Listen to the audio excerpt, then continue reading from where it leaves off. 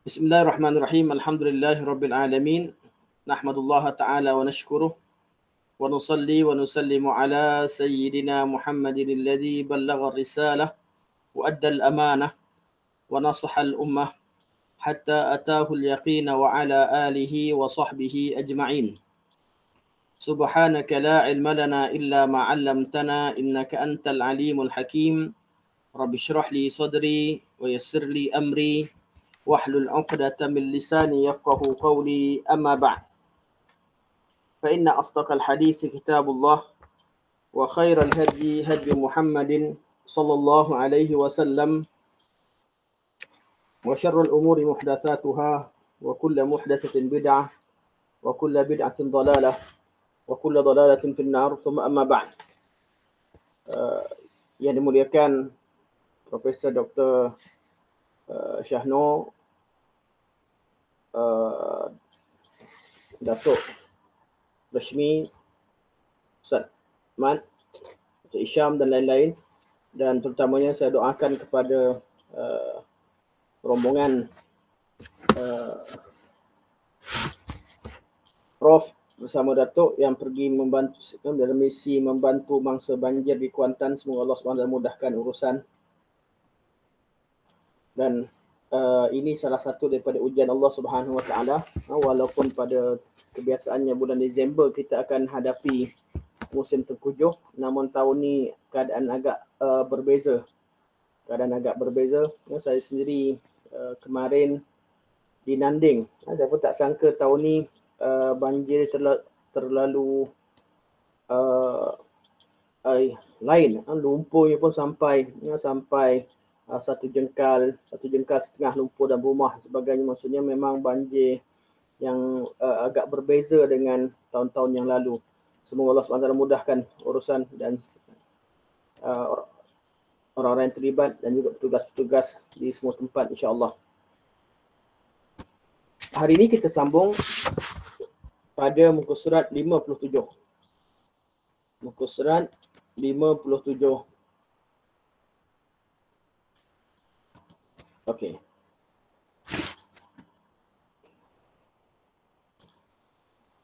Iaitu dalam erti perbincangan dalam erti siratal ladzina an'amta 'alaihim ghairil maghdubi 'alaihim waladdallin secara umum. Yang fokus perbincangan pada bahagian A ini yang disebutkan oleh Ustaz pengarang kita, iaitu Ustaz Idrus Abilin, ialah pada siratal ladzina an'amta 'alaihim. Kata Ustaz hafizahullah, siratal ladzina an'amta 'alaihim, jalan orang-orang yang telah engkau beri nikmat. Itu terjemahan daripada makna siratal ladzina an'amta 'alaihim. Jalan yang lurus, iaitu siratal mustaqim, yang dijelaskan sebelum ini pada ayat ihdinas siratal mustaqim. Baik tafsiran kata maupun secara formalitas dalam bentuk peristilahan, pada prinsipnya berbicara tentang kesatuan antara ilmu dan amal. Erti siratal mustaqim, nak takrifkan macam mana sekalipun, kita nak katakan siratal mustaqim dari segi bahasa atau dari segi istilah, dia tak lari balik kepada dua benda, ilmu dan amal. Kita nak syarahkan erti kata hidayatul irsyad, hidayatul taufiq, iaitu Allah memberikan ilmu yang benar, memberikan amal yang memberikan kita kemampuan untuk beramal dengan kebenaran. Semua ini kembali kepada ilmu dan amal. Jadi siratul mustaqim, jalan orang-orang yang lurus, ialah orang-orang yang mendapat petunjuk ilmu yang benar dan beramal dengan sesuatu yang benar.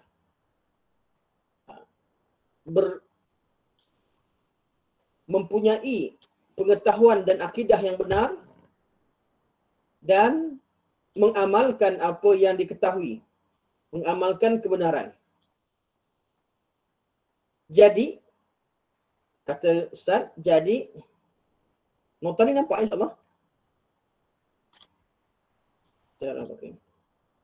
Jadi makna jalan lurus adalah benarnya ilmu berdasarkan formulasi Al-Quran dan Sunnah serta pemahaman salaf.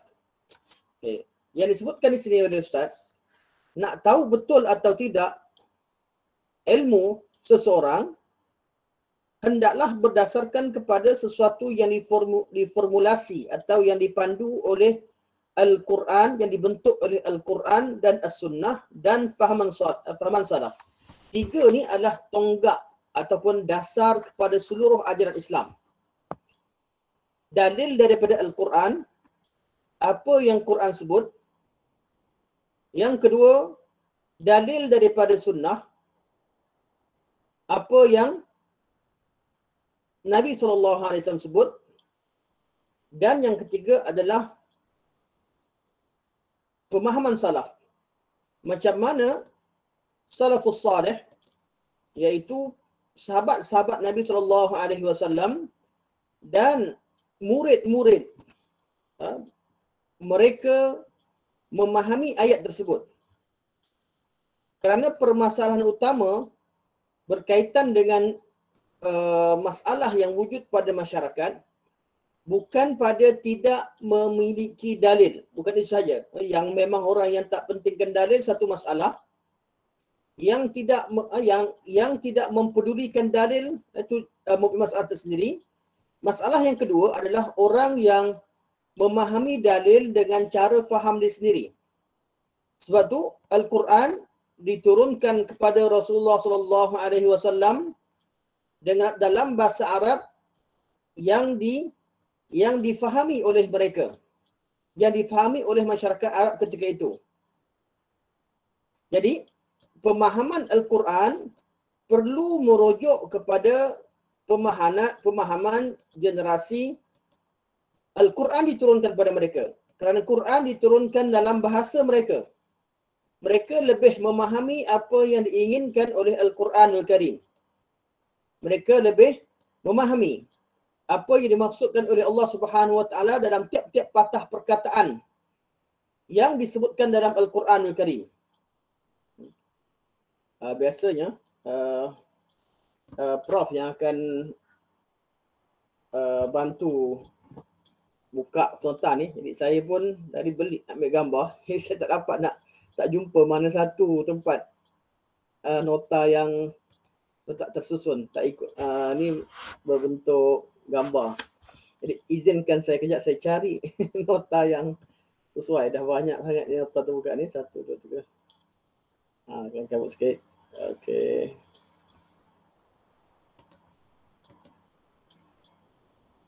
Ini 62. Bukan. Kita 53, 58. Tak diberikan. Saya tak bagikan dia punya nombor. Bila apa-apa dia lari tempat dia. Saya ikut susunan. Tadi saya bacakan je lah. Apa? Okey ni. Okey. Jadi nak tahu ilmu tu betul atau tidak berkaitan dengan agama perlu jelas. Pertama, sesuatu yang berdasarkan kepada bukti dan dalil. Dalil tu apa? Al-Quran, Sunnah dan ijma' salafus salih. Sesuatu yang diijma'kan oleh sahabat. 3 sumber ni dipanggil sebagai sumber yang maksum. Maksum artinya takkan salah. Takkan salah dalam bab pemahaman dalam agama ni, takkan salah sekiranya perkara tersebut datang daripada Al-Quran, datang daripada Sunnah atau telah diijma' salaf. Semua sahabat pada zaman tersebut faham macam tu. Formula ni patut diketengahkan dan difahami oleh seluruh masyarakat. Jadi kita akan belajar, kita akan tuan-tuan yang mula mengikuti pelajaran agama, yang mula ikut kelas sana sini, kadang-kadang kita berdepan dengan masalah.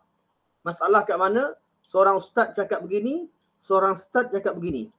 Bila dua pandangan wujud dalam masalah yang wajib kita pastikan yang mana satu benar. Kita tak boleh ignore, tak boleh biarkan perkara tersebut berlalu saja. Tidak. Malah hidup kita dengan tidak mengendahkan ilmu atau tidak mengendahkan perbezaan bukan bererti kita berada di jalan yang benar. Jalan yang benar, kita perlu pastikan kebenaran. Iaitu kita belajar, kita cuba memahami, cuba belajar ikut yang mampu. Dan beramallah dengan kebenaran yang kita telah berusaha bersungguh-sungguh untuk memahaminya dan mengenalinya. Sebab tu, macam mana cara nak tahu benda tu betul? Formulanya, kata Ustaz, benarnya ilmu berdasarkan formulasi Al-Quran dan Sunnah serta pahaman salaf saleh. Dan ini sesuatu perkara yang diijma'kan oleh seluruh umat Islam. Seluruh umat Islam. Termasuk Syiah. Walaupun Syiah, dia kata salafus salih yang kekal hanyalah berapa orang, yang lain murtad. Wal'iyahzubillah. Ini pahaman Syiah. Namun mereka tetap kata Al-Quran dan Sunnah dan Salaf. Salafus salih iaitu sahabat-sahabat Nabi SAW dan anak-anak murid mereka. Di kalangan tabi'in, kemudian anak murid mereka di kalangan tabi'in. Generasi ini generasi terbaik umat Islam. Kenapa mereka diletakkan sebagai generasi khusus? Sebab Nabi SAW yang menerangkannya. Nabi SAW yang beritahu bahawa mereka berada di kurun yang terbaik. Dan Allah Subhanahu Wa Taala mengiktiraf kedudukan para sahabat-sahabat Nabi SAW dalam segala perkara, dalam pemahaman agama dan kesucian hati mereka. Okey. Jadi 3 formula. Perlu kita sedar, perlu kita yakin bahawa ilmu yang benar ialah ilmu yang berdasarkan Al-Quran, Sunnah dan pemahaman salafus salih. Selepas itu, kita akan jumpa lagi beberapa masalah yang tidak dibincangkan oleh salafus salih. Masalah-masalah moden, kita tengok masalah apa yang berubah, masalah apa yang kekal. Dalam lingkup akidah, maksudnya sekarang itu formula umum. Nak tahu betul salah berdasarkan Al-Quran dan Sunnah dan juga ijma' salafus salih, iaitu siapa nama salafus salih? Mereka adalah sahabat-sahabat Nabi, golongan ulama-ulama di kalangan tabi'in dan ulama-ulama dari kalangan tabi'in dan golongan yang awal, generasi awal yang disebutkan dalam hadis Nabi SAW, khairukum qarni thumma alladhina yalunahum thumma alladhina yalunahum. Sebaik-baik kurun ialah kurunku, iaitu orang yang bersama dengan Nabi SAW di kalangan sahabat, thumma alladhina yalunahum, kemudian generasi yang datang selepasnya iaitu tabi'in, anak-anak sahabat, thummal ladzina yalunahum, kemudian generasi yang datang selepasnya iaitu tabi'in, dan setengah lafaz sebut 3 kali, thummal ladzina yalunahum, dan generasi tabul atba', generasi tabul atba'. Okey, dan dalam sejarah Islam sekalipun, zaman inilah zaman yang kegemilangannya. Zaman itulah terlahir zaman akhir daripada zaman salafus salih, lahirnya imam 4 mazhab sebelumnya, dan zaman ulama 4, sebahagiannya daripada tabi'in, tabi'in, atba', inilah zaman mereka. Dan kemudian datang ulama-ulama hadis Bukhari, Muslim, ada Abu Daud, An-Nasa'i, Tirmizi, Ibnu Majah, semua sekali mereka ni berada pada zaman salafus salih. Jadi mereka apa yang mereka faham, agama yang mereka faham, itulah dia agama Islam yang sebenar. Jadi apabila kefahaman mereka sepakat dengan satu perkara, kita tidak boleh lari dan bebas untuk memaknakan Al-Quran mengikut kehendak kita atau memaknakan sesuatu hadis ikut kehendak kita, sebab Allah Subhanahu Wa Taala telah turunkan Al-Quran pada zaman mereka difahami oleh mereka. Dialog-dialog dalam Al-Quran ialah dialog-dialog yang diturunkan berdasarkan kepada bahasa mereka dan situasi mereka. Okey, kata dalam lingkup akidah serta amal, dalam lingkup akidah serta amal yang sesuai dengan ketentuan tersebut. Oh, okey. Saya tadi ini daripada surat lepas. Jadi makna jalan lurus adalah benarnya ilmu berdasarkan formulasi Al-Quran dan Sunnah serta fahaman salih, terutama dalam lingkup akidah serta amal yang sesuai dengan ketentuan tersebut. Iaitu sama bab akidah ataupun dalam bab amal, semuanya perlu sesuai dengan ketentuan apa yang ditentukan oleh Al-Quran, Sunnah dan Salafus Salih. Berkembangnya tren pemikiran yang berusaha mendekatkan antar masing-masing pemikiran, baik antara ajaran Islam dengan ajaran yang lain, itu golongan pluralisme, maupun dalam lingkup ajaran Islam yang memiliki metodologi berbeza dengan dalam memahami akidah, telah mengaburkan pemahaman makna Siratul Mustaqim. Kita tengok dalam sejarah, ada orang mereka tukar makna wasatiyah, makna generasi yang wasati dengan makna orang-orang yang berada di tengah-tengah. Berada di tengah-tengah dalam mereka takrifkan bahawa orang yang sentiasa jadi orang tengah. Walaupun dalam perkara hak dan batil. Jadi ada setengah urusan, kita tahu yang mana betul, yang mana salah, yang mana hak, yang mana batil. Okay. Ada orang diberikan makna, kita kena ada tengah-tengah. Ini satu tafsiran yang salah. Sebab itulah khairul ummah atau ummatun wasata perlu dimaknakan dengan makna khairul ummah. Umat ini umat wasata. Wasata dari segi apa? Dari segi umat yang seimbang. Tidak melampau dan tidak cuai. Tidak melampau dan tidak cuai. Seimbang. Dan keseimbangan inilah yang perlu diketengahkan dan dijadikan sebagai khairul ummah. Dan sifat inilah yang perlu wujud. Yang perlu kita pertahankan. Jadi kalau berdepan, contoh, agama Islam dengan agama selain Islam. Kita tak boleh ambil jalan tengah. Orang Islam tak boleh terima idea bersatu dengan agama mana sekalipun atau ambil jalan tengah. Idea tolak ansur dalam bab agama tidak wujud. Tolak ansur dalam bermuamalah, berdialog dan hidup bersama, ya, itu wujud pada semua agama. Tapi tolak ansur dalam bab kebenaran, dalam bab akidah, takkan berlaku. Al-Islam ya'lu wa la yu'la alaih. Jadi formula ni perlu ditengahkan. Kita sebagai orang Islam bangga dengan Islam. Sesama Islam, semua dah masuk Islam, alhamdulillah. Mana cerita tentang sesama dalam Islam, perlu diketahui bahawa yang sempurna adalah fahaman salafus salih. Fahaman apa yang difahami oleh Nabi SAW dan diajarkan kepada sahabat, itulah ajaran Islam. Itulah di ajaran Islam. Dan itulah yang dinamakan dengan fahaman Ahlus Sunnah wal Jamaah. Apa yang Nabi ajarkan kepada sahabat Nabi dan apa yang difahami oleh sahabat-sahabat Nabi SAW dan pengikut-pengikut sahabat, itulah di Ahlus Sunnah wal Jamaah. Daripada kelompok Ahli Sunnah, orang yang pertahankan sunnah dan juga jamaah sahabat ketika itu dan anak-anak muridnya, terbentuknya Ahli Sunnah wal Jamaah. Kemudian baru datang kelompok-kelompok yang keluar daripada takrifan Ahli Sunnah wal Jamaah. Seperti kelompok Khawarij. Khawarij golongan yang keluar dari ketaatan.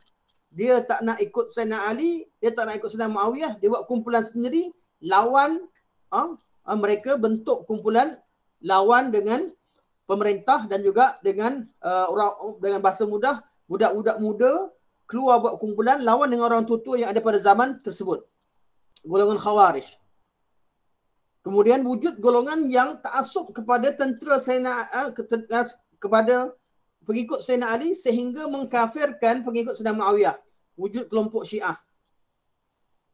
Wujud kelompok Syiah. Dan wujud yang terlalu melampau.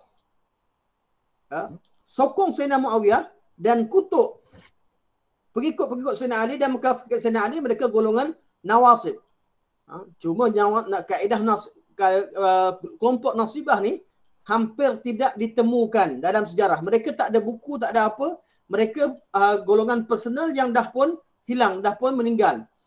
Cuma istilah nasib yang ada sekarang, Nawasib, hanya digunakan oleh orang Syiah untuk menamakan Ahli Sunnah wal Jamaah, iaitu pengikut kelompok yang ramai, iaitu kelompok yang utama, iaitu dia katakan kelompok Sayyidina Muawiyah. Hakikatnya bukan pengikut Sayyidina Muawiyah. Ahli Sunnah wal Jamaah ialah kelompok yang bersama dengan pemerintah waktu tersebut. Kerana Al-Hasan bin Ali telah menyatukan umat ini di bawah satu pimpinan, dan ketika itu umat Islam berada dengan jamaah. Semua sahabat Nabi berada di bawah pemerintahan Sayyidina Muawiyah kerana bukan bermusuh dengan Sayyidina Ali atau siapa-siapa. Kerana itulah khalifah ataupun tidak bermusuh dengan keturunan Sayyidina Ali. Namun itulah khalifah yang sah ketika itu, semua umat Islam bersatu. Di golongan Syiah, Mereka ni bukan asalnya daripada kaum Yahudi, mereka wujud kelompok sendiri sebab punca asalnya mereka nak wujudkan huru-hara. Kerana pengikut Sayyidina Ali sebenar, di kalangan mereka semua dah bersatu sesama Muslim, tidak lagi wujud permusuhan. Jadi Syiah kelompok yang buat masalah, yang tak puas hati dengan penyatuan yang ada pada umat Islam. Jadi mereka yang keluar daripada kelompok dan perbincangan seterusnya. Yang penting, disebut Ahlussunnah wal Jamaah, mereka yang dimaksudkan oleh Ahlussunnah wal Jamaah adalah kelompok pengikut sahabat-sahabat Rasulullah sallallahu alaihi wasallam. Jadi kita perlu ikut Al-Quran, Sunnah dan fahaman salaf, apa yang difahami oleh salafus salih dalam akidah dan dalam amalan, dalam akidah, dalam lingkup akidah serta amal. Maksud akidah apa dia? Pemahaman akidah. Maksud amal apa dia? Dalam ibadah, dua perkara ni takkan berubah. Akidah yang ada pada umat terdahulu itulah akidah yang ada pada umat sekarang. Masalah akidah tak berubah. Masalah akidah, masalah perbincangan berkaitan dengan Allah, berkaitan dengan malaikat, berkaitan dengan hari kiamat, berkaitan dengan qada qadar, berkaitan dengan azab kubur dan sebagainya. Masalah-masalah akidah tidak melibatkan perubahan. Mana boleh berubah akidah zaman dulu dengan zaman sekarang? Jadi bab akidah memang wajib kita faham ikut berdasarkan kepada pemahaman sahabat-sahabat Nabi SAW. Kenapa? Kenapa kita wajib ikut kepada fahaman sahabat-sahabat Nabi? Sebab itulah fahaman yang diajarkan oleh Rasulullah. Dan fahaman itu tidak berubah sampai bila-bila. Sebab akidah, urusan berkaitan akidah, berkaitan dengan keyakinan kita terhadap perkara ghaib, dia takkan berubah. Dari semasa ke semasa, takkan berlaku perubahan. Wajib kita berada mengikut kaedah dan pemahaman yang difahami oleh generasi salafus salih. Begitu juga urusan ibadah. Begitu juga urusan ibadah. Solat, ibadah khusus takkan berubah. Itu ajaran Islam, takkan berubah. Perubahan hanya berlaku pada kat mana? Akidah takkan berubah. Perubahan dalam akidah hanya berlaku dalam bab formula untuk memahamkan kita pada akidah. Formula saja, formula cara buat kaedah untuk mudahkan jawab, itu sahaja perkembangan yang berlaku pada masalah akidah. Hanya formula-formula. Isi kandungannya sama, asal sama. Tidak berlaku perubahan. Tidak ada sebarang perubahan dalam bab isi kandungan pelajaran akidah umat Islam. Tak ada sesuatu yang bertambah. Yang ada perbezaan ataupun penambahan hanya berlaku pada formula-formula untuk memudahkan kita. Formula-formula untuk mudahkan kita faham akidah sahabat-sahabat Nabi dan akidah Nabi dan sahabat-sahabat Nabi, akidah salafus salih. Itu sahaja berlaku perubahan. Hanya pada kaedah-kaedah dan formula. Isi kandungan tidak berubah. Dan penambahan berlaku juga dalam ilmu akidah, bukan dalam bab isi kandungan, tapi dalam bab menolak kebatilan yang datang. Jadi dari semasa ke semasa, zaman Syiah datang, mereka buat tuduhan-tuduhan, ulama Islam jawab balik. Jawapan balik tersebut dimasukkan dalam kategori dalam bab akidah untuk hanya semata-mata untuk menjawab golongan ni. Datang golongan baru, golongan Khawarij buat tuduhan. Jadi ulama Islam jawab. Jadi tiap-tiap kelompok mereka ada mereka tersilap. Kesilapan mereka tersebut dan penyelewengan mereka tersebut dijawab, dibantah oleh ulama sunnah. Sedangkan isi kandungan asal tidak berubah. Jadi kalau kita rujuk, nak selamat, tak nak pening kepala dengan banyak perubahan macam-macam sebagainya, kembalilah tengok kepada akidah yang asal. Yang Nabi SAW ajarkan kepada sahabat. Sahabat datang duduk dengan Nabi selama 2 minggu, balik semula, dah jadi orang Islam dan pendakwah yang boleh mengajak orang masuk Islam. Dalam bab akidah. Akidah yang mudah difahami. Akidah berkaitan dengan Allah, berkaitan dengan malaikat, berkaitan hari kiamat, berkaitan dengan qada qadar, berkaitan dengan urusan Alkitab. Akidah berkaitan dengan berkaitan dengan azab kubur, berkaitan dengan pemahaman berarti konsep jin dan syaitan dan sebagainya, mudah difahami. Tak banyak kecelaruan. Kembalilah kepada akidah yang berasaskan Al-Quran. Yang memang Quran beritahu. Jangan percaya benda yang Quran tak beritahu.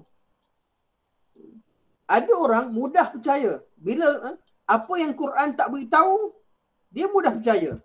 Bila apa yang Quran beritahu, dia teragak-agak.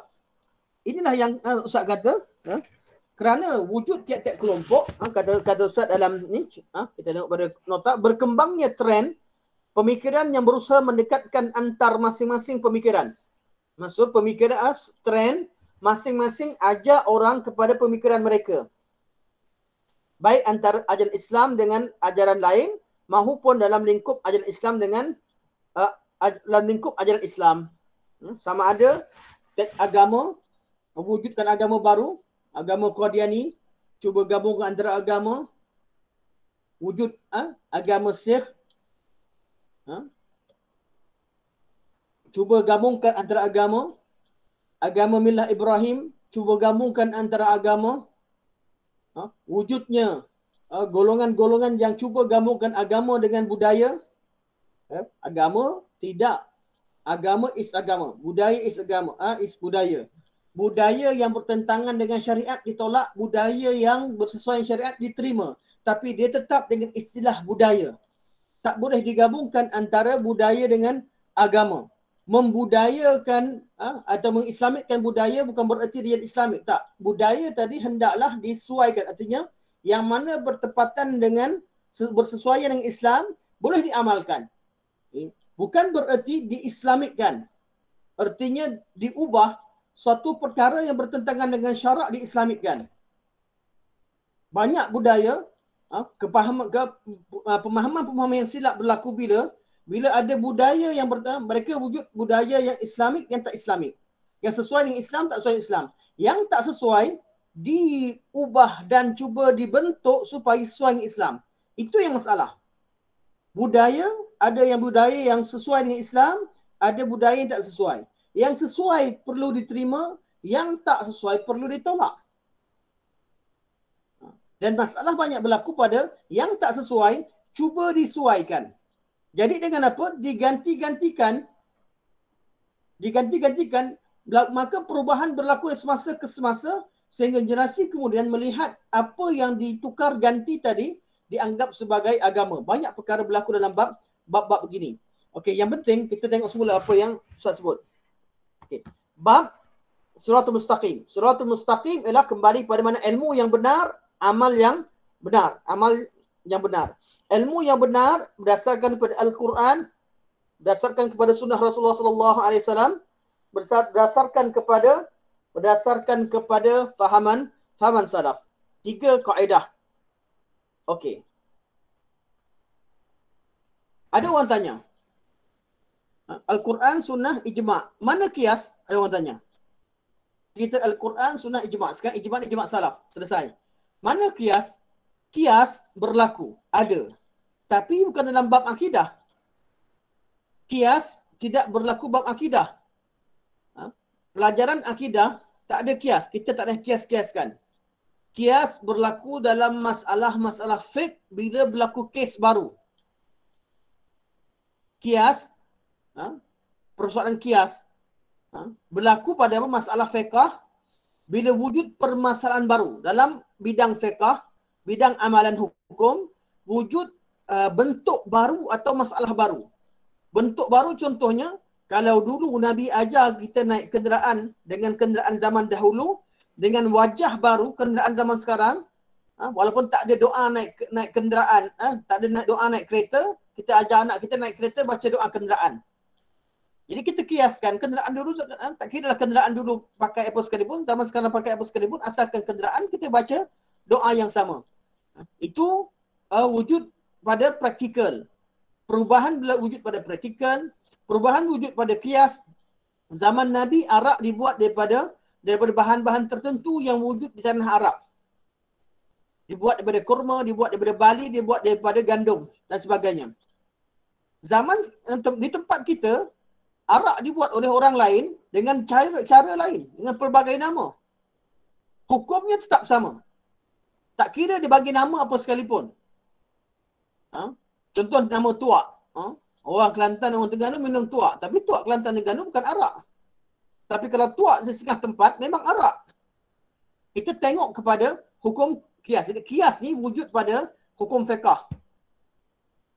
Hukum fiqah. Hukum fiqah kat mana? Hukum fiqah pada tempat-tempat masalah yang baru berlaku. Jadi khilaf wujud dalam masalah fiqah.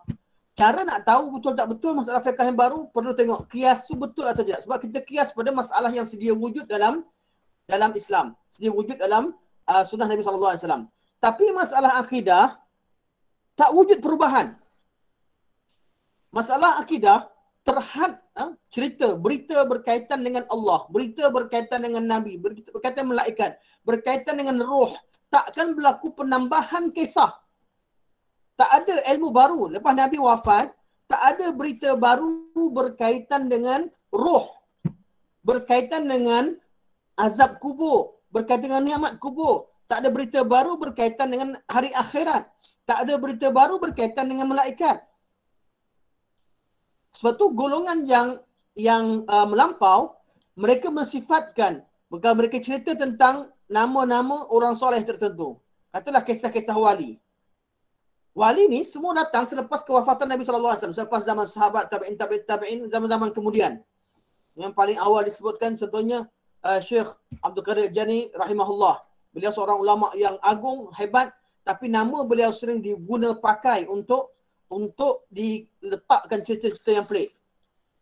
Apa yang mereka cerita dalam kisah-kisah, banyak kisah-kisah wali dalam masyarakat, mereka menceritakan tentang keadaan roh Nabi-Nabi, roh wali-wali. Diketahui dalam roh, dalam kalangan yang dah meninggal ni, wali-wali ni, ada majlis-majlis wali, siapa ketua, siapa pengurusikan, ada berapa orang, siapa wali yang menguasai alam secara keseluruhan, siapa ahli yang kuasai wali kawasan, siapakah rijalul ghaib, siapa begini. Ini cerita batil, ini perkara ghaib. Kita tak boleh terima urusan berkaitan dengan perkara ghaib kecuali sesuatu yang disampaikan oleh Nabi SAW. Tidak ada manusia yang mengetahui perkara ghaib. Yang dapat beritahu, memberikan maklumat perkara ghaib kepada kita hanya Rasulullah, kerana diwahyukan oleh Allah Subhanahu wa taala. Nabi sendiri sampaikan wahyu. Jadi formula ni perlu betul. Sebab tu kisah-kisah, semua kisah-kisah, kalau kisah-kisah orang-orang soleh berkaitan dengan macam mana mereka melayani, mereka taat syariah. Bagaimana Syekh Fulan menerima tetamu dan memuliakan tetamu. Bagaimana Syekh Fulan berjihad fi sabilillah. Bagaimana ulama Fulan dan Fulan beramal dengan ajaran-ajaran Islam, kita terima. Inilah kisah-kisah wali sebenar. Itu orang yang taat pada Allah dan Rasulnya. Tapi kalau cerita yang dibawakan adalah berkaitan dengan berita perkara ghaib, dalamku, wali ni meninggal. Lepas meninggal jasadnya pergi. Rohnya tunggu di satu tempat. Rohnya berkumpul. Rohnya bermusyarat. Mereka kata begini dan begitu. Ini semua cerita iddia' al-ghaib. Mendakwa mengetahui perkara ghaib. Inilah perkara batil yang perlu dicegah awal-awal. Macam mana kita nak tahu benda ni batil? Hendaklah kita mengetahui bahawa asas kebenaran maklumat yang kita dapat perlu berdasarkan Al-Quran. Perlu berdasarkan kepada sunnah Rasulullah. Perlu berdasarkan pada fahaman salafus salih. Tidak ada mana-mana jalan salafus salih yang mendakwa mengetahui urusan ghaib. Malah pada zaman Nabi SAW ada yang tanya pada Nabi tentang perkara ghaib, tentang ruh. Nabi kata, bila Quran kata yas'alunaka 'anir ruh, mereka tanya kepada kamu tentang urusan-urusan berkaitan dengan ruh. Allah jawab, Qulir ruha min amri rabbi. Katakan pada mereka, ruh itu urusan Rabbku. Ini jawapan Nabi SAW. Nabi tak jawab pertanyaan mereka. Kalau nak tahu perkara roh, tunggu Nabi sampaikan berdasarkan pada wahyu. Bukan kita tanya bebas. Bukan kita tahu dengan jelas. Sebab tu, kebanyakan orang, ketika kita cerita bab ini, cerita tentang keadaan sebenar, erti wali berdasarkan Al-Quran, berdasarkan kepada sunnah, erti karamah berdasarkan Al-Quran dan sunnah, dan kita tolak cerita begini, mereka akan menisbahkan ustaz-ustaz yang perjuangkan perkara ini, mereka ini tidak muliakan ulama.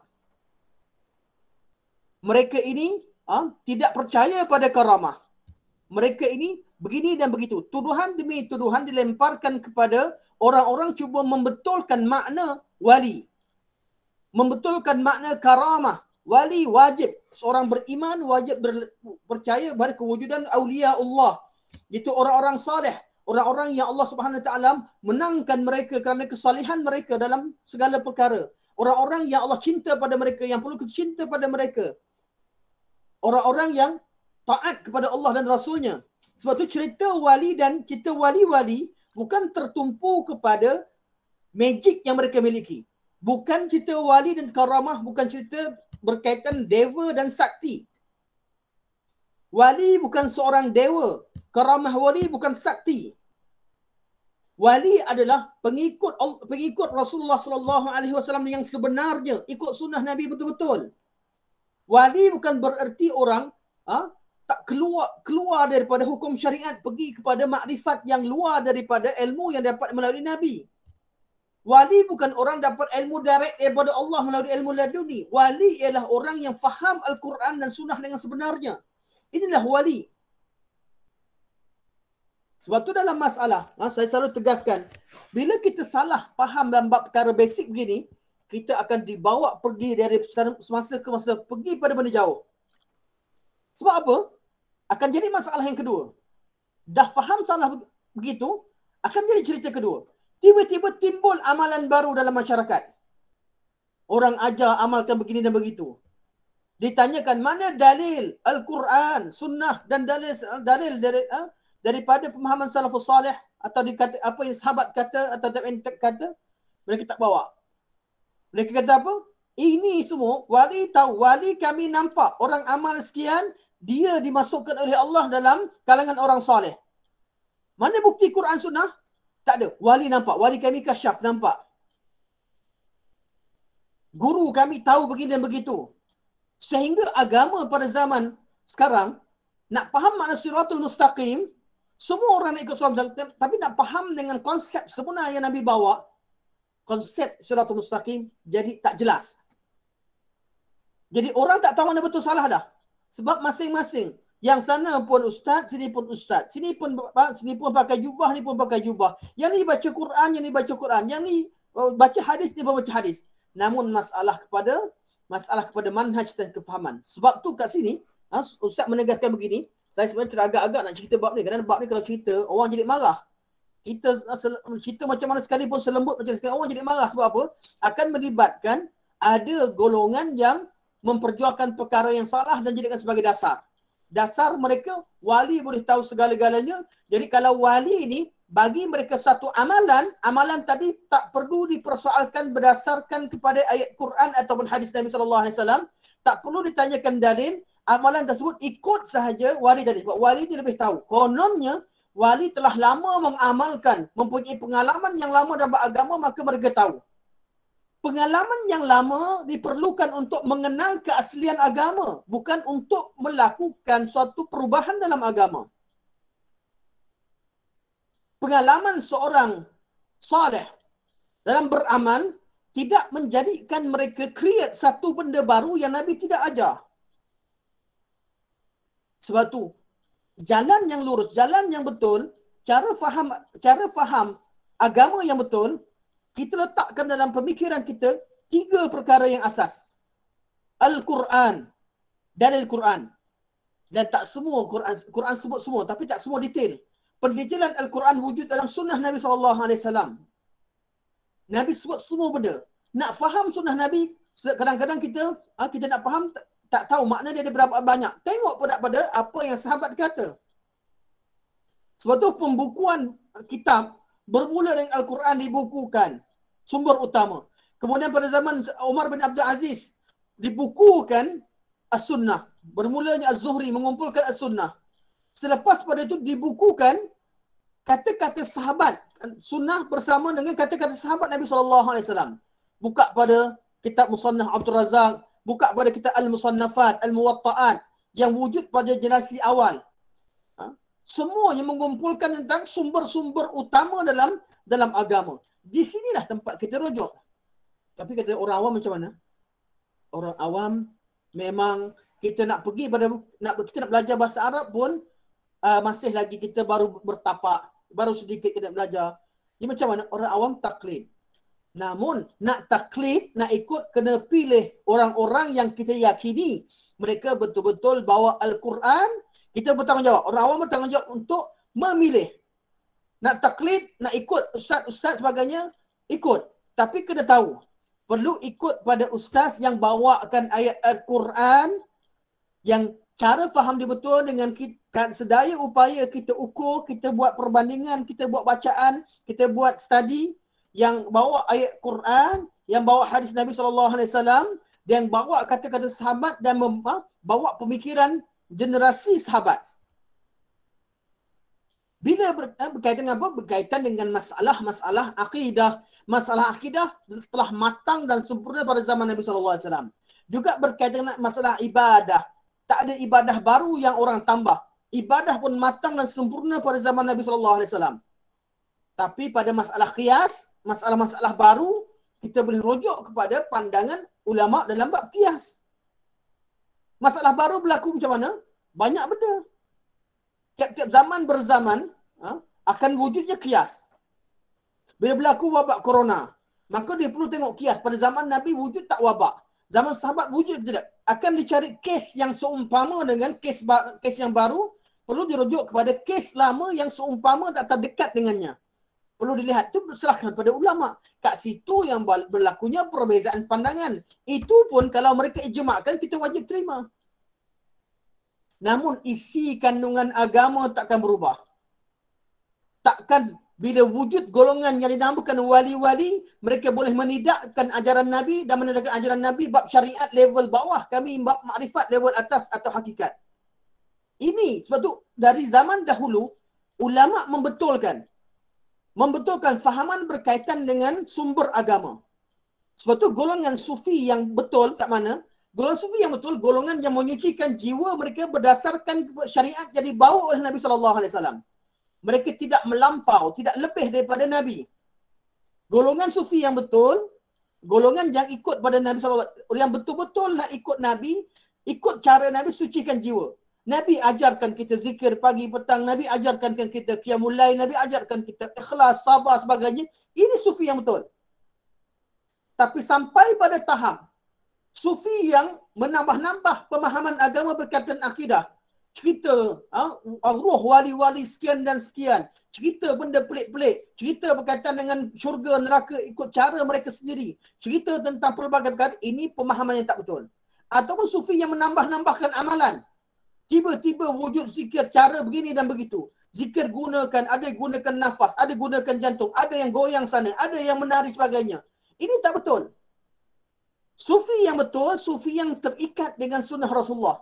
Yang cuba menyucikan jiwa mereka dengan mempraktikkan apa yang telah diajarkan oleh Rasulullah. Sebab tu dalam bab kesufian sekalipun, perlu rujuk kepada Al-Quran dan Sunnah. Dan tak boleh terpisah daripada Al-Quran dan Sunnah. Dan apatah lagi menisbahkan ajaran Al-Quran Sunnah, iaitu menamakan dengan nama syariat dan dilabelkan dengan level yang bawah, level orang awam. Demi Allah, Nabi bukan orang awam. Demi Allah, Nabi adalah manusia yang paling sempurna mengenali sunnah Rasulullah SAW. Nabi orang yang sempurna mengenali agama Allah Subhanahu Wa Taala. Nabi adalah rujukan utama dalam semua perkara. Sebab tu saya cerita, saya selalu tegas. Dan kadang suara saya tinggi sebab apa? Sebab ramai orang tak faham tentang masalah ini. Kita bukan menghina wali-wali, tidak. Orang-orang baik, orang yang baik perlu dimuliakan. Orang-orang salih.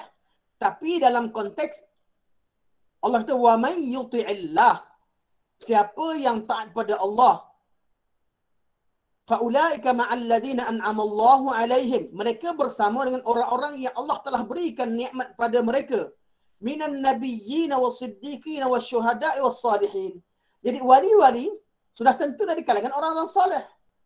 Sebahagian daripada mereka syuhada. Dan sudah pasti as-siddiqin, level yang paling tinggi. Kalau kata ada wali, sudah tentu Abu Bakar wali, sahabat-sahabat Nabi wali. Mereka lebih layak untuk kita ikuti daripada kisah-kisah yang datang kemudian yang dinisbahkan kepada orang tertentu. Sebab tu bukan kita meremehkan Syekh Abdul Qadir Al-Jilani. Abdul Qadir Al-Jilani adalah seorang ulama yang mulia. Kata-kata yang dinukilkan dalam buku-buku ulama sunnah begitu banyak. Kata-kata mengajak manusia kepada kepada kebenaran. Namun kalau ada orang ajar cerita pelik-pelik, Abdul Qadir Jalani ketika meninggal, lepas meninggal tak nak pergi ke alam baqah, tak nak terima nikmat, datang berjalan kat dunia ini, cari orang untuk bantu sana sini, ini semua kisah palsu. Kisah palsu yang dinisbahkan kepada beliau. Okey, tengok balik pada teks. Jika akidah difahami berdasarkan perspektif Al-Quran dan Sunnah serta pemahaman salaf, maka amal yang merupakan lingkup fiqh dan akhlak mulia akan kita jalani dengan baik. Artinya kalau betul kita pemahaman kita, akidah betul, maka amalan pun betul. Kita tahu bahawa akidah kita betul, bahawa sumber yang mengajarkan kita agama adalah Rasulullah yang membawa mesej kepada Allah Subhanahu Wa Taala. Jadi kita beramal pun ikut sunnah Nabi SAW. Itulah yang kehendaki oleh Allah Subhanahu Wa Taala. Allah sempurnakan agamanya. Tapi kalau fahaman salah, pahala dan dosa dapat diketahui orang tertentu. Kononnya dia ni kasyaf wali, nampak orang tu berdosa, nampak muka orang banyak dosa, muka orang syurga, sampai dikatakan di dahi orang nampak dia tanda ahli syurga dan neraka, atau termaktub ahli syurga neraka.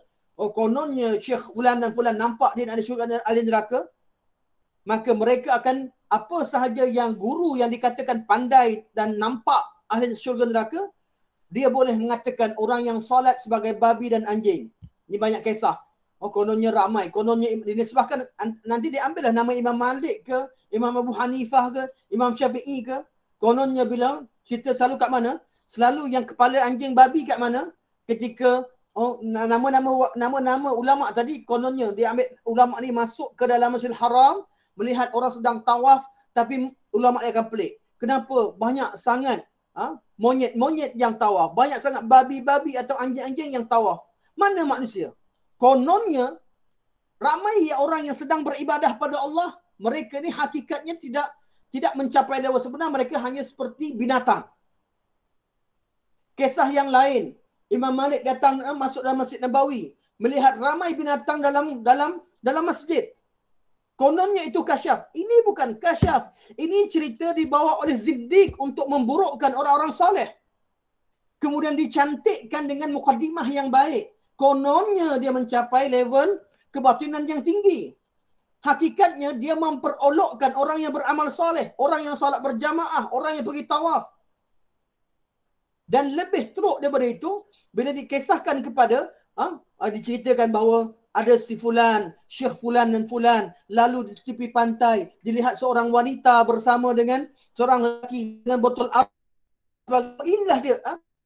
Bila Syekh ni sangka buruk, tiba-tiba wanita kata, aku tahu kamu sangka buruk begini begitu. Akhirnya orang yang nak nahi mungkar, dianggap hatinya kotor.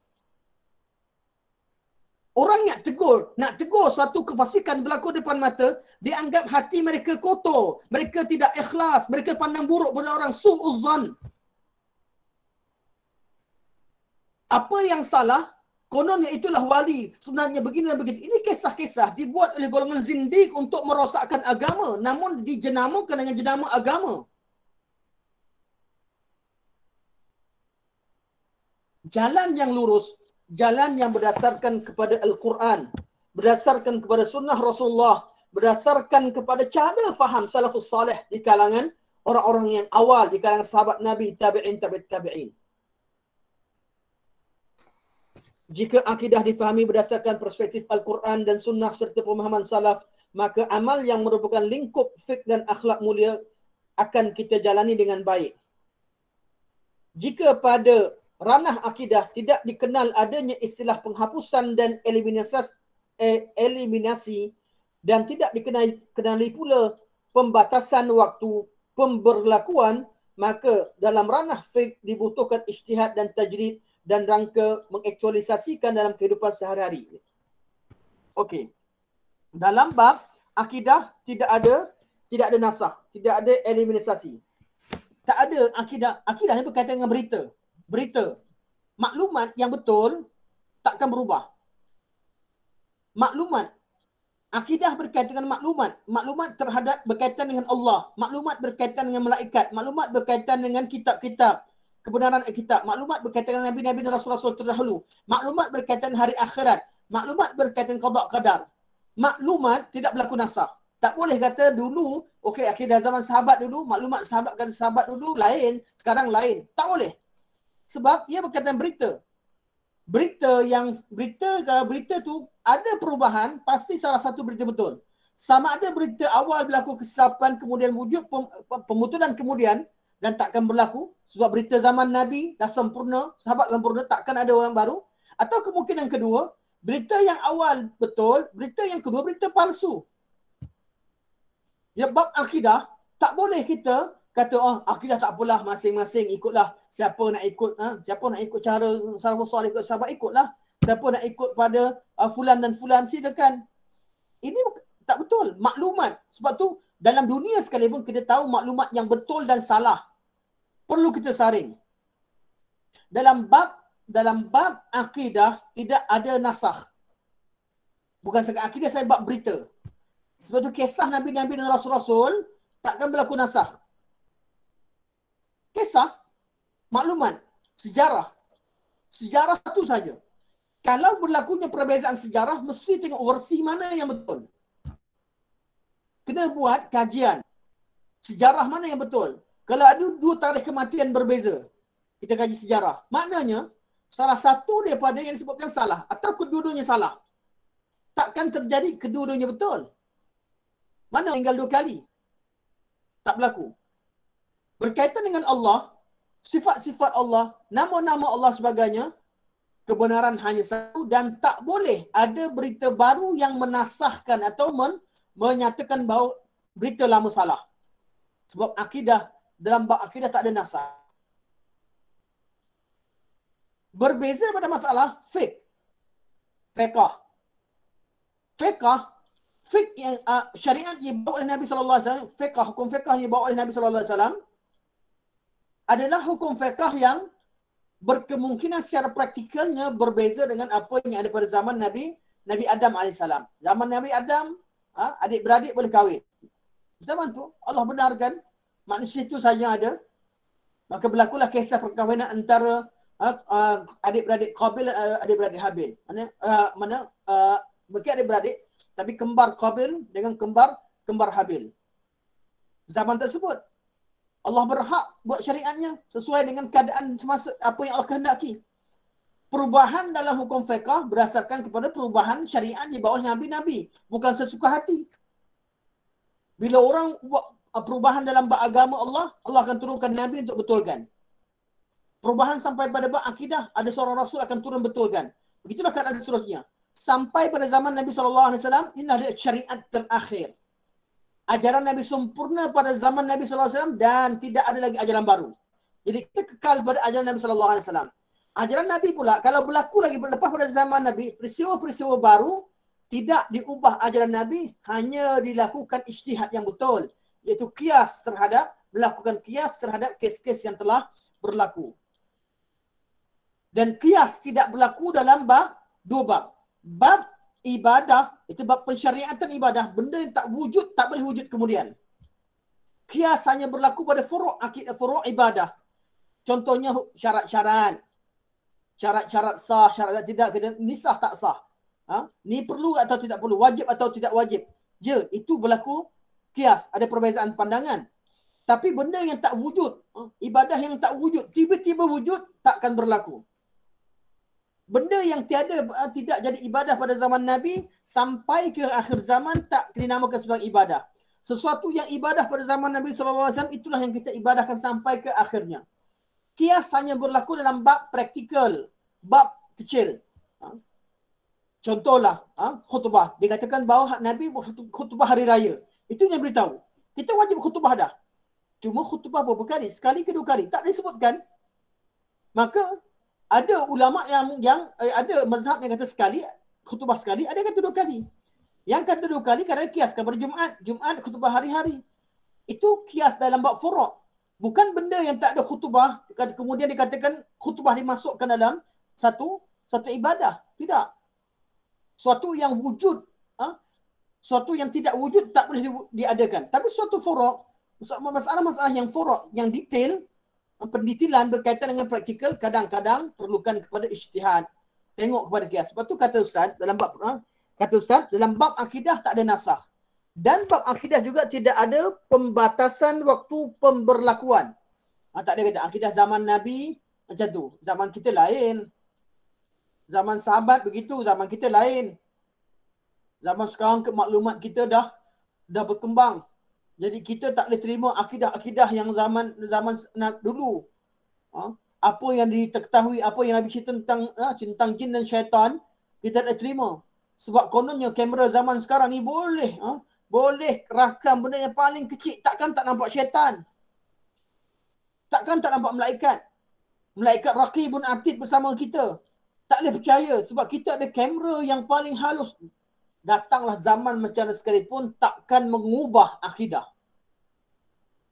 Jangan kita terpedaya dengan akidah. Terpedaya dengan benda yang sesat. Akidah kita perlu jelaskan. Apa yang ada dalam rahim? Orang kata, dalam rahim. Yang tahu dalam rahim hanya Allah Subhanahu Wa Taala. Maka bila datangnya scan, dia akan jadi pelik. Ustaz, macam mana tu? Dalam perut sekarang kita tahu apa isi kandungannya. Ya, Allah bukakan sebahagian daripada ilmu. Kadang-kadang dapat dilihat apa yang dalam perut. Jantan atau betina. Tapi kita tahu ke zat apa yang ada betul-betul dalam perut? Anak ni sihat atau tidak? Anak ni akan hidup atau tidak? Mati ataupun tidak? Anak ni perlukan apa? Apa yang ada pada ni? Apa yang anak terfikirkan? Segala detailnya. Siapa yang tahu? Hanya Allah. Bila Allah bukakan sebahagian daripada ilmunya kepada kita, tidak menjadikan kita menafikan apa yang sedia, akidah yang sedia wujud pada dalam Al-Quran dan sunnah Rasulullah sallallahu alaihi wasallam. Okey. Sebab tu dalam bab praktikal, dalam bab qiyas perlukan pada ijtihad. Okey, saya baca cepat sikit insya-Allah. Kaum muslimin apabila dalam ranah akidah kurang tepat, apabila dalam ranah ni masuk dalam bidang, dalam urusan ataupun dalam bidang, dalam cabang, dalam bahagian akidah. Apabila dalam ruang lingkup akidah kurang tepat dalam memformulasikan pengetahuan Islam dan jauh dari perspektif kaum salaf, maka istilah jalan lurus akan melemah dan kabur di tengah umat. Salah satu contoh sebagaimana dilakukan oleh filsuf muslim, iaitu golongan falsafah dalam Islam. Falsafah ni artinya mengetahui sesuatu hakikat, satu perkara. Dalam bidang selain daripada bidang akidah, falsafah diterima. Artinya nak tahu satu benda biar nampak hakikat. Tapi dalam bab akidah tak boleh kita gunakan kaedah ilmu falsafah atau ilmu mantik dalam akidah. Sebab bab akidah ni bab perkara ghaib. Kita takkan kenal malaikat macam mana kita kenal kucing. Kucing kita boleh bagikan takrif. Muka kucing macam mana, tangan kucing macam mana, kaki kucing macam mana, ekor kucing macam mana, kita boleh buat takrifan. Tapi kita tahu hakikat kucing macam mana. Untuk perkara ghaib, kita tak boleh tahu hakikatnya. Jadi ilmu akidah yang berdasarkan kepada falsafah, yang asasnya kepada ilmu mantik, iaitu mentakrifkan makhluk dan mengkategorikan makhluk-makhluk ini dengan kategorinya, cara tersebut tidak sesuai digunakan dalam akidah. Sebab apa? Sebab falsafah berkaitan dengan objek kewujudan itu yang ada pada makhluk, dia sekadar mengkaji makhluk. Hakikat makhluk tidak boleh digunakan sebagai formula untuk menghukum perkara ghaib. Perkara ghaib berkaitan dengan jin, malaikat, berkaitan dengan syaitan, berkaitan dengan syurga, berkaitan neraka, nikmat syurga, nikmat neraka, berkaitan dengan segala sifat-sifat kesempurnaan Allah Subhanahu Wa Taala, berkaitan dengan Allah secara umumnya, kita tak boleh gunakan ilmu falsafah. Tak boleh kita mengatakan sifat Allah tu ada atau tidak ada kecuali apa yang kita tahu daripada Al-Quran dan sunnah Rasulullah sallallahu alaihi wasallam, dan tak boleh gunakan logik akal untuk menyatakan satu benda tu mesti wujud atau tidak. Mesti berdasarkan pada Al-Quran dan sunnah. Logik hanya digunakan untuk mengiyakan ayat Al-Quran, untuk menidakkan apa yang Quran tidakkan, bukan untuk menyatakan bahawa Quran perlu ikut pada logik. Golongan falsafah mereka buat satu kaedah. Kaedah dia kata ilmu falsafah, ilmu mantik, ilmu kami belajar takkan salah. Maka mereka buat kaedah. Ayat Quran yang tidak bersesuaian, kalau hadis-hadis mereka tak terima dah. Tak terima. Hadis Nabi kononnya dia buat alasan penukilan hadis begini dan begitu, alasan pelbagai yang tidak berdasarkan kepada hujah. Yang tidak ada dalil, tidak ada apa-apa sandaran. Tolak hadis dengan alasan hadis ni bukan kalamullah, tak terpelihara kononnya. Kemudian mereka ayat Quran yang mereka tak boleh tolak, mereka katakan maknanya, mereka akan maknakan sesuai dengan kehendak mereka. Dengan alasan begitu, jalan cara mereka membetulkan atau mengiyakan kata mereka dengan pelbagai cara. Ini golongan yang filosof Muslim. Mereka tersilap. Semoga Allah ampunkan mereka semua. Maka nuansa Islam akan mengarah pada gaya Yahudi yang telah terkubur ajaran mereka kerana rasionalitas. Sebab gunakan otak banyak sangat sehingga mengutamakan hawa nafsu mereka. Rasionalitas yang berlebihan. Rasionalitas sebuah ajaran biasanya sangat lekat dengan duniawi. Biasa dah gunakan otak, kembali kepada apa yang dilihat di dunia ini.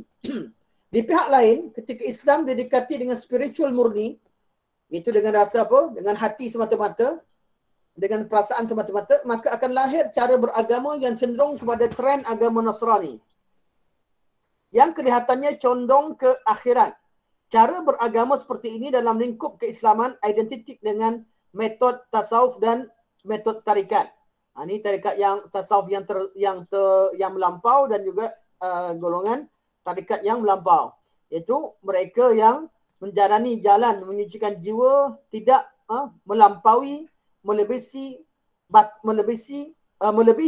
batas yang diletakkan oleh Rasulullah SAW. Yang mana saya sebutkan tadi. Ibnu Uyainah, itu Sufyan bin Uyainah rahimahullah, guru kepada kepada ulama-ulama mazhab dan seorang tabi'in, menyimpulkan dua kecenderungan di atas dengan mengatakan, siapapun dari kalangan ahli ibadah, orang-orang sufi dan tarikat, yang melenceng, iaitu yang melampau ataupun yang terseleweng, maka pasti memiliki kemiripan dengan orang Nasrani. Siapapun dari kalangan cendekiawan Muslim, iaitu di kalangan ulama, intelektual, rasional, yang melenceng, maka dipastikan mereka memiliki kemiripan dengan orang-orang Yahudi. Wal'azubillah. Jadi, ada orang yang beramal ibadah, ikut perasaan, dia akan sama mirip dengan golongan Nasrani. Kalau ada orang yang alim, yang sesat dalam bab rasionalnya, iaitu menggunakan rasionalnya untuk menolak kebenaran atau untuk mendapat habuan dunia, mereka sama seperti golongan Yahudi. Dan yang penting, ada satu benda penting, maka dipastikan mereka memiliki golongan Yahudi. Okey. Sebelum pergi lebih jauh, apa yang berlaku pada kaum Yahudi Nasrani? Mana kaum Yahudi gunakan logik semaksimalnya. Semaksimal sampai melampaui batas. Semua benda dia nak ikut logik dia. Allah perintahkan pun dia tak nak ikut. Selagi dia ikut otak dia dan tak puas hati dia. Allah perintahkan sembelih lembu, dia tanya semua benda. Dia tak mudah ikut. Yahudi degil. Dan dilawan dengan logiknya. Golongan Nasrani pula, apa sahaja yang diajar kepada mereka, mereka buat. Termasuk tinggalkan anak isteri, tinggalkan harta, buang segala-galanya. Sebagai mereka kasihkan kemaluan mereka. Mereka sebagainya tinggalkan keadaan begitu, tapi tidak diberikan kepuasan, tidak berkahwin dan sebagainya. Menyebabkan mereka meninggalkan fitrah. Dan mereka sanggup beramal apa sekalipun. Beramal ikut perasaan tanpa ilmu, ini kemiripan terhadap golongan Nasara. Beramal dan beragama ikut logik tanpa disertai dengan fitrah dan juga bimbingan wahyu, mereka telah mengikuti jalan yang dibawa oleh golongan Yahudi. Dalam Islam, kelompok yang melampau dalam bab gunakan rasional, golongan falsafah, ahli falsafah. Kelompok yang melampau menggunakan perasaan ialah golongan sufi dan tarikat yang melampau, yang menyerupai golongan Nasara, bukan kata Nasara, menyerupai sifat melampau dalam bab tidak menggunakan rasionalnya. Dan golongan yang menggabungkan dua-dua ini, iaitu dalam bab amal ikut emosi, bab pemikiran ikut falsafah, tak betul, ialah golongan Syiah, Rafidah. Berarti Syiah golongan yang paling sesat dalam sejarah Islam. Pemikirannya ikut cara falsafah yang melampau. Cara amal mereka ikut perasaan melampau. Akhirnya kita akan wujud suatu perkara yang paling pelik dalam dunia ialah ajaran Syiah itu sendiri. Sebab dia menggabungkan antara kesesatan dalam bab akal dan kesesatan dalam bab emosional. Pada masa sama dia menggabungkan antara syubhat dan syahwat. Itu wujud pada ajaran Syiah. Okey. Muka surat 60. Sebenarnya saya dah baca, saya cerahkan terus pada sampai muka surat 60. Okey. Kita tengok muka surat 60. Ya, saya buka muka surat baru.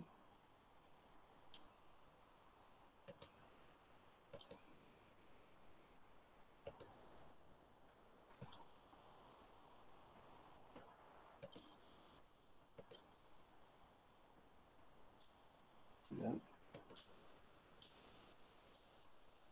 Okey, 62.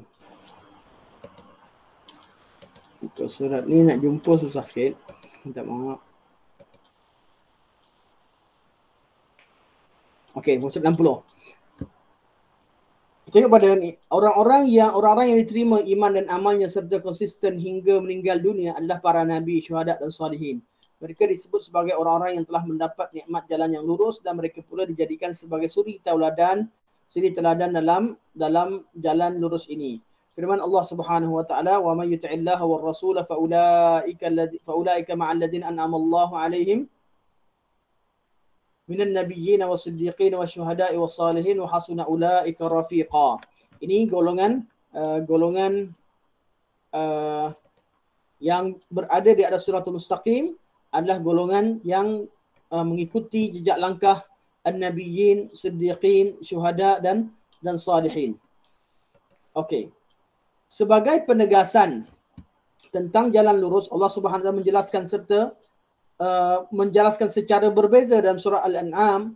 Perbezaan dalam penjelasan ini adalah adanya argumen ataupun bukti yang mengangkat dan menjelaskan siratal mustaqim dengan nuansa larangan yang bernada perintah, iaitu dalam gaya bahasa bunyi pada bernada perintah, tapi itu larangan. Itu dengan nuansa larangan yang bernada perintah untuk tidak melakukan. Itu jangan melakukan. Dan sekaligus menafikan hal-hal yang bertentangan dengan ajaran yang lurus. Okey. Ini ayat Quran. Allah menegaskan. Ayat Quran ni, suratul An'am, 3 ayat ni mengandungi 10 wasiat Allah Subhanahu wa taala, 10 pesanan Allah untuk kita beragama. Pesanan ini kita bawa minggu depan insya-Allah. Ayat ni berkaitan dengan al-wasaya al-'asharah, pesanan 10 pesanan Al-Quranul Karim. Dalam 3 ayat ni kita bincangkan pada kelas akan datang insya-Allah. Jadi macam mana cara kita nak betul-betul agama jalan, kita tahu dah. Satu, Allah kata ikut nabi-nabi, siddiqin, syuhada, salihin. Tapi praktikal macam mana? Kita tengok pada 10 pesanan yang Allah berikan. 10 pesanan ini menjadi dasar kepada keislaman seseorang. Siapa nak amalkan Islam, cek 10 perkara yang Quran pesan. Qul ta'alu atlu ma harrama rabbukum 'alaikum alla tusyriku bihi syai'an sampai la'allakum tattaqun, pada akhir ayat dzalikum wasaqum bihi la'allakum tattaqun. Ini adalah 10 pesanan yang ulama mengenali ayat ini dengan nama al-wasaya al-'asharah, 10 pesanan Al-Quranul Karim. Ini adalah merangkumi keseluruhan bab dalam agama. Kita akan bincangkan pada kelas akan datang insya-Allah. Jadi sekarang kita buka pada soalan dan perbincangan insya-Allah.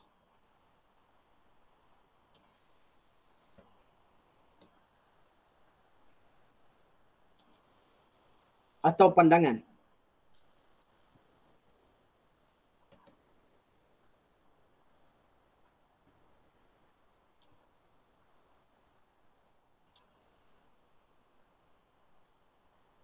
Datuk ni, hayakumullah. Hari ini nampaknya okey, Prof pun dah keluar semua sekali. Mereka ada mesti tim bantuan dah keluar ni. Datuk ni mantap macam banyak soalan tu. Saya dengar ya. Okey, dengar. Okay. InsyaAllah. Terima kasih. Waalaikumsalam, sama-sama insyaAllah. Terima kasih Ustaz. Ustaz Madaud, silakan. Silakan Antonina. Ustaz, saya tak ada soalan ini, Ustaz. Oh, tak ada.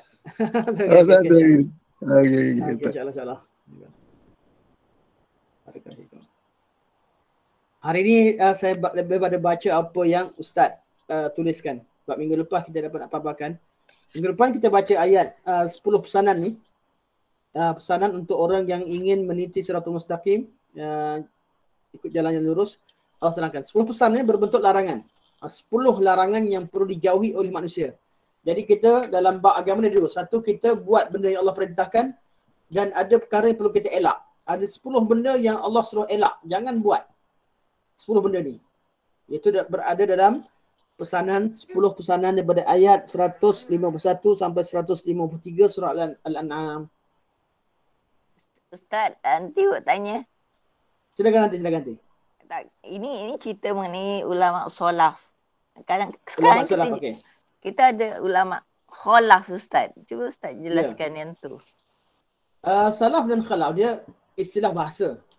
Salaf yang terdahulu, khalaf yang kemudian. Ya. Jadi kalau istilah khalaf itu dalam erti kata ulama yang datang kemudian mengikut jejak langkah ulama dahulu, itu betul, tak ada masalah. Maksudnya mereka ulama khalaf dari segi masa. Dari segi masa mereka ulama khalaf. Mereka lahir kemudian dan datang kemudian. Namun ajaran mereka ialah mereka mengikut apa yang ada pada ulama salaf. Jadi nak nama salaf khalaf itu cerita nombor 2. Ceritanya mereka bawa pahaman yang sama atau tidak dengan apa yang ada pada salafus salih. Dari segi penamaan kita boleh tahu bahawa ada salaf, ada khalaf dari segi masa. Salaf terhad pada generasi yang ada pada zaman Nabi sebutkan 3 generasi lepas Nabi. Sahabat, tabi'in, tabi'in atau tabi'ut atba'. Sebab Nabi kata summal ladzina yalunahum khairukum qarni. Sebaik-baik keadaan adalah kurunku. Itu kurun sahabat yang orang yang bersama dengan Nabi. Sahabat. Summal ladzina yalunahum. Kemudian anak murid sahabat, generasi selepas sahabat itu tabi'in. Summal ladzina yalunahum, itu golongan anak-anak murid tabi'in. Golongan tabi'in. Summal ladzina yalunahum, golongan tabi'ut atba'. Ini salafus salih.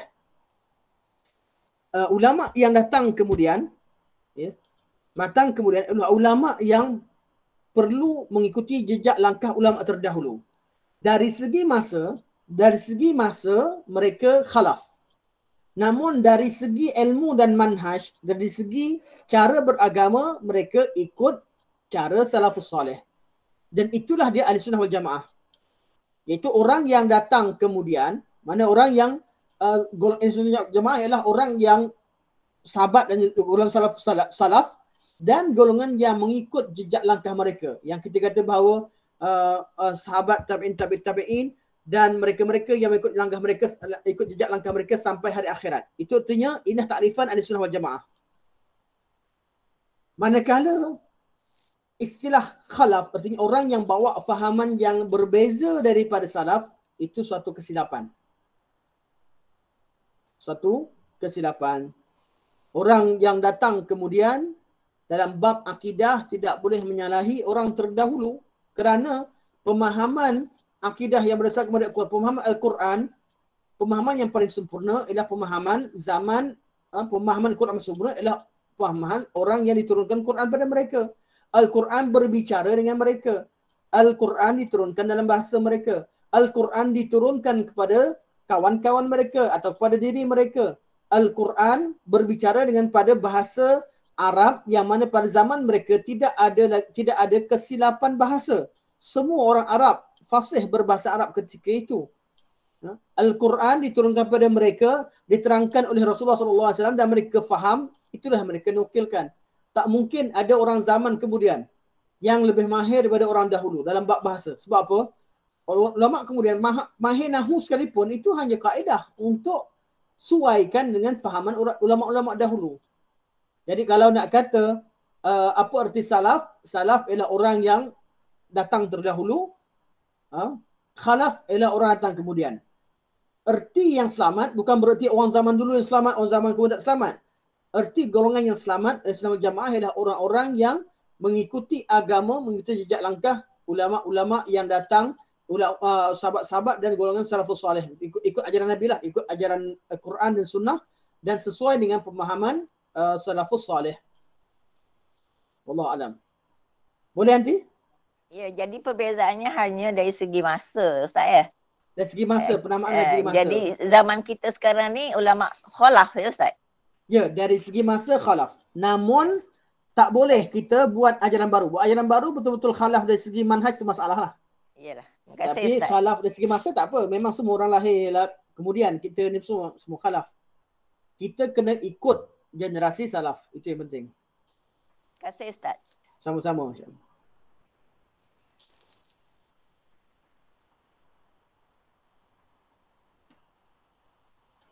Aunty Rahimah, ada soalan?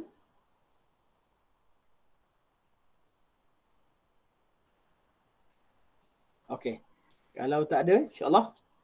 Sekadar ini insyaAllah. Kita tengok je. Okey, di message tak ada. Okey. Jadi kalau tak ada soalan, saya bagi dia. Okey, memang tak ada. Okey, kita tutup dulu insyaAllah majlis kita. Semoga Allah Subhanahu Wa Taala jadikan pertemuan kita pertemuan yang bermanfaat. Semoga Allah Subhanahu Wa Taala merahmati majlis kita, majlis yang kita adakan ini. Semoga Allah Subhanahu Wa Taala tetap menjadikannya seperti majlis yang kita adakan secara fizikal, iaitu dirahmati dan diberkati oleh Allah Subhanahu Wa Taala. Hadir dalam majlis ilmu ada 4 manfaat yang tuan-tuan akan dapat. Hadir dalam majlis, duduk dalam majlis, dapat manfaat. Nabi kata walaupun ayat hadis ini pada asalnya ialah kembali kepada orang berkumpul di masjid-masjid Allah, namun ulama mengatakan bahawa kaitan perkataan baitun min buyutillah itu merujuk kepada tempat ibadah secara umum. Kalau masjid tu confirm lah, kalau dalam masjid confirm jelas yang tu. Kalau di luar masjid difahami dengan makna baitun min buyutillah dengan tempat ibadah yang umum. Nabi kata majtama'a qaumun fi baitin min buyutillah. Tidak ada satu kaum yang berkumpul di salah satu tempat pada rumah Allah. Iaitu tempat dilakukan ibadah padanya. Tempat baik. Yatluna kitab Allah. Mereka baca kitab Allah. Wa yatadarasunahu bainahum. Dan mereka berbincang tentang isi Quran dengan maknanya. Illa, kecuali. Maksudnya ada 4. Pertama, illa nazalat alaihimus sakinah. Allah turunkan pada mereka ketenangan. Duduk dalam majlis ilmu ni tenang. Tuan-tuan, kalau ada masalah, kalau ada anak-anak kita bermasalah, apa sekalipun, cara terapi yang terbaik, bawa dia pergi masjid, duduk majlis ilmu. Tenangkan dia sambil dengar majlis ilmu. Dan pastikan majlis ilmu tu, ustaz yang ajar tu, ustaz betul-betul ajar majlis ilmu lah. Bukan ustaz, bukan ustaz cerita luar. Kadang-kadang ustaz cerita pasal politik, panas pula yang bawah. Tak betul lah, tak betul. Saya tak boleh bawa cerita politik dalam masjid, tak boleh bawa cerita perkauman dalam masjid. Itu bukan sesuatu yang menghidupkan. Yang menghidupkan kita adalah ayat Quran. Yatluna kitabullah wa yatadarasunahu bainahum. Baca kitabullah dan bincangkan. Sebetul Nabi fokuskan pada baca kitabullah dan isi kandungannya. Baca Al-Quran dan hadis dan kupaskan maknanya. Ini memberikan ketenangan. Duduk dalam majlis ilmu yang akan dapat apa? As-sakinah. Semua masalah selesai bila kita ada majlis ilmu. Saya sendiri pun kadang-kadang bila ada masalah, pergi masjid, sibuk jangan sibuk, dengarlah kuliah kat depan tu. Dengar kuliah, hadir dalam majlis ilmu, hati kita tenang. Hati dia tenang. Pertama, nazarat alaihimus sakinah. Yang kedua, wa ghasyiyatuhumur rahmah. Allah turunkan rahmat. Apa masalah yang kita hadapi, Allah belas kasihan. Rahmat turun. Rahmat artinya apa? Belas kasih sayang Allah Subhanahu Wa Taala. Rahmat Allah. Jadi masa tu boleh mengadu pada Allah. Minta apa sekalipun sambil dengar kuliah sebagainya. Minta doa pada Allah SWT sebab rahmat turun. Yang ketiga, wahaffathumul malaikah. Malaikat payungkan. Malaikat bukakan sayap. Artinya apa? Ini sebagai kinayah kepada barakah yang banyak. Keberkatan dan rahmat yang lebih daripada biasa. Dan yang keempat, wa dzakarahumullahu fiman indah. Allah SWT sebut nama mereka di sisi malaikat. Jadi yang hadir majlis ilmu ni, nama-nama mungkin orang tak kenal kat dunia ni. Yang hadir kat sini pun sekarang cuma tinggal 17. Jadi 32 tadi ke 17. Yang ke 32, 17 ni, siapa sangat yang tengok, tak viral pun. Tak viral pun. Pergi mana-mana hadir majlis ilmu mana tak viral. Berbeza daripada kita hadir di dalam majlis, mana-mana majlis majlis kesenian ke, hadir dalam konsert ke semua sekali. Ustaz-ustaz yang mengajar ilmu ni pun tak famous pun. Famous sekalipun sekadar lingkungan yang kecil. Tapi yang penting kalau kita ikhlas, famous di kalangan malaikat. Allah sebutkan nama. Viral di sisi malaikat. Dan kalau malaikat dia tahu siapa baik, Allah satu benda. Kalau Allah sebut nama seseorang di sisi malaikat, artinya Allah akan perintahkan malaikat-malaikat tersebut cinta kepadanya. Dan Allah akan campakkan perasaan kasih sayang makhluk kepada orang yang berada kepada kebaikan. Sebab tu kita nampak orang-orang yang hadir dalam majlis ilmu, orang-orang sejahtera dengan ilmu dihormati, disayangi, Allah berikan kemudahan, Allah berikan ketenangan. Ini semua hasil daripada sentiasa berada di rumah Allah dan hadir dalam majlis-majlis ilmu. Dan inilah dia. Saya harap tuan-tuan dan puan teruskan menuntut ilmu. Jadikan jadual harian kita ada masa untuk ilmu. Itu sebagai jadual wajib. Supaya setiap hari kita ada 4 benda. Setiap hari kita ada ketenangan, ada rahmat. Setiap hari kita, malaikat payungkan kita. Setiap hari kita, Allah SWT sebut nama kita di sisi malaikat. Ini satu nikmat yang besar dalam majlis ilmu. Sampai sini saja. Semoga Allah terima segala kebaikan amalan kita. Dan semoga Allah terima segala... Ustaz boleh potong cakap tak? Silakan. Tadi tak sempat nak tanya. Ni tadi Ustaz kata di mana-mana kita kena berdoa untuk mendapatkan majlis ilmu setiap hari lah. Kalau kita ikut duduk depan TV, mendengar apa yang diajar dalam TV tu macam tanyalah Ustaz, kemudian ada ilmu salam pagi tu pun sama ke Ustaz? Dapat, tapi tak sama macam orang hadir di majlis betul. Berguru? Semua tu berguru. Online ke atau berdepan ke berguru. Sama. Okay. Cuma bezanya majlis ilmu yang dihadiri di satu tempat itu lebih aula, lebih afdal. Yang kami ni Allah terimalah saya sebab sekarang jadi zaman-zaman macam ni. Tuntut ilmu sendiri adalah ibadah yang tersendiri. Kita baca buku pun ibadah tersendiri. Kita dapat maklumat macam itu. Tapi hadir majlis ilmu itu ibadah tersendiri. Mana hadir dalam majlis ilmu. Jadi kalau hadir secara fizikal, itu pun ibadah sendiri. Hadir dalam online ini ibadah sendiri. Cuma online tak sama dengan fizikal. Fizikal tu sudah pasti dah lebih. Cuma kita dengan kadar jarak kita semua jauh-jauh. Ada Tok Nik di Kelantan, nanti Wok ada kat ada di Tok Nik Kelantan sekarang ni. Okey, dah terus senyum je. Ada dia panggil, ada yang datang, ada seorang dari Perlis. Ada daripada Sabah, anti Zainon Shimah, dan macam-macam tempat macam ni kita nak kumpul macam mana. Jadi adanya media zaman sekarang ni dapat kumpulkan daripada tempat yang jauh, kita berkenalan satu sama lain dan dapat hadir majlis ilmu. Saya pun tak mampu nak pergi ke mana-mana. Jadi kita media online ni salah satu daripada cara untuk dapatkan ilmu. Cuma kalau majlis ilmu secara kata yang mana lebih bagus, fizikal ataupun online, kalau mampu fizikal lebih baik. Fizikal lebih baik. Dan betul kita doakan supaya majlis kita online ni sekalipun Allah berikan keberkatan seperti mana kita hadir di majlis fizikal, sebab di atas ilah-ilah yang disebutkan tadi. Maksudnya tempat kita tuntut ilmu agama, tempat kita taat kepada Allah Subhanahu Wa Taala. Semoga 4 kelebihan tadi dilimpahkan kepada kita semua insya-Allah, dan kelebihan-kelebihan yang lain. Okey, sampai sini saja. Subhanakallahumma hamdika asyhadu an la ilaha illa anta astaghfiruka wa atubu ilaik, wa sallallahu ala sayyidina Muhammad wa ala alihi wa sahbihi wa baraka wa sallam. Alhamdulillahirabbil alamin. Assalamualaikum warahmatullahi wabarakatuh.